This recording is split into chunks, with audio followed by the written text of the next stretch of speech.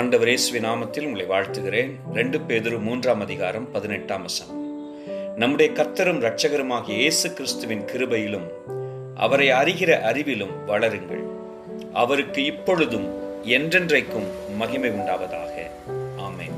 நாம் கிறிஸ்துவிலும் அவருடைய கிருபையிலும் அவரை அறிகிற அறிவிலும் வளர வேண்டும் என்றால், நாம் வளர வேண்டும் என்கிற வாஞ்சை, வளர்வதற்கேதுவான கர்த்தருடைய வார்த்தை, அதற்கேற்ற நிலைமையில் அவரோடுள்ள ஐக்கியப்பட்ட ஆவிக்குரிய சூழல், இவைகளில் நாம் முழு கவனம் செலுத்துவோம் என்றால், மெய்யாகவே அவர் தமது கிருபையினாலே, தமது இரக்கத்தினாலே நம்மை அவரை குறித்து அறிகிற அறிவிலும் அவருடைய கிருபையிலும் நாளுக்கு நாள் வளர்ந்து காக்கப்பட உதவி செய்வார். Praise the Lord.